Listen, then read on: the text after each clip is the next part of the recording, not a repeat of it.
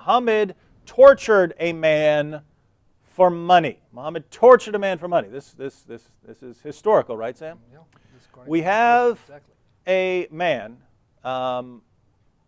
named Kinana who knew where some money was hidden, and he refused to tell Muhammad after Muslims had won the battle against his town. Here's what happens.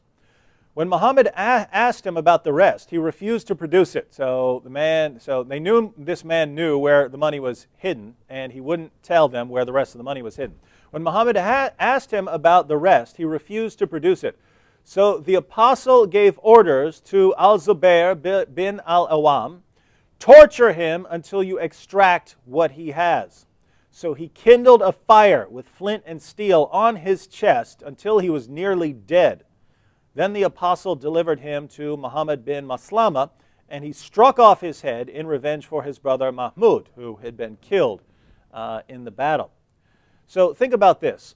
Muhammad wants to know where some money is hidden, and Muhammad doesn't have any international rules for correct conduct in the aftermath of war. And so what does he have his followers do? Light a fire on this man's chest to burn him and torture him until he tells where the money is hidden. So according to Muhammad, in the example which, according to the Quran, is the ultimate moral example for Muslims to follow. That's Surah 33, verse 21 of the Quran. Muhammad is the pattern of conduct that Muslims are supposed to follow.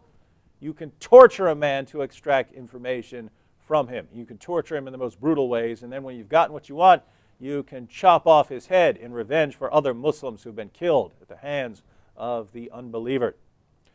So, that's number 10 for tonight. But I wanted to add something because you mentioned Kinana. According to the Muslim sources, to add insult to injury, not only was he tortured and then killed, he actually took his wife, Safiya. Now, remember, he's Jewish, and it's according to the Quran, Muslim men can marry women from the Jews and Christians, so that's not the violation. But what it is that he took his wife, who was 17 years old at the time. Remember, Muhammad is in his 50s, so he's marrying a 17-year-old.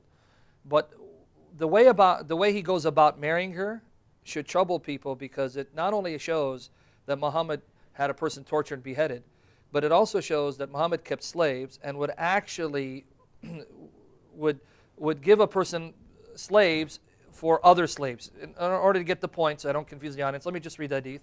This comes from Sahih Bukhari, Volume 1, Book 8, number 367. Sahih Bukhari, Volume 1, Book 8, number 367, as the Lord Jesus anoints us to speak truth accurately and represent what the Muslim sources accurately for His glory, honor, and praise. Now watch this. Narrated Abdul Aziz. Anas said, when Allah's apostle invaded Khaybar, we offered the Fajr prayer early in the morning when it was still dark. The Prophet rode, and Abu Talha rode too, and I was riding behind Abu Talha. The Prophet passed through the lane of Khaybar quickly, and my knee was touching the thigh of the Prophet. He uncovered his thigh, and I saw the whiteness of the thigh of the Prophet. When he entered the town, he said, Allahu Akbar! Khaybar is ruined. Whenever we approach near a hostile nation to fight, and by the way, the word hostile is in parentheses, then evil will be the mourning of those who have been warned. He repeated this thrice. Now watch this. The people came out for their jobs. Early in the morning, he catches these people unawares. They were not engaging in battle. They didn't have their war horses ready. They didn't have their soldiers ready to go and attack the Muslims. They were leaving their homes to go to work. The people came out for their jobs, and some of them said, Muhammad has come. Some of our companions added, with his army.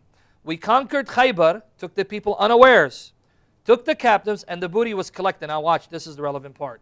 Dihya came and said, O Allah's Prophet, give me a slave girl from the prophets.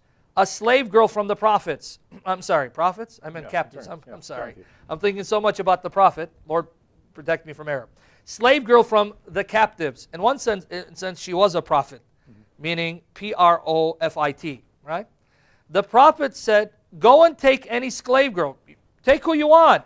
He took Safiya bint Huyay. This was Kinana's widow. A man came to the Prophet and said, Allah's apostle, you gave Safiya bint Huyay to Dihya. She is the chief mistress of the tribes of Qurayza and Nadir, and she befits none but you. So the Prophet said, bring him along with her. So Dihya came with her, and when the Prophet saw her, he said to Dihya, take any slave girl other than her from the captives. Then the Prophet manumitted her and married her. Now, according to Islamic law, you're supposed to give a dowry, right? When you're about to marry someone. So a person asked, Thabit asked Anas, "Oh, Abu Hamza, what did the Prophet pay her as her mahr, her dowry?" He said, herself. By freeing her, that was her dowry. So he gave her the option, look, I'll set you free and I marry you, or you remain a slave. She goes, okay, set me free. So the dowry was setting her free.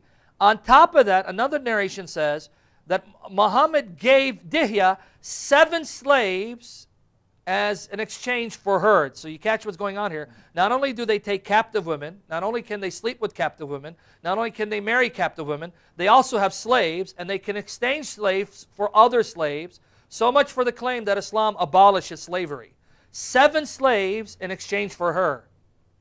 So Muhammad tortures this woman's husband and then has him beheaded, then takes the man's wife, and Islam obviously is going to condemn him for this, right?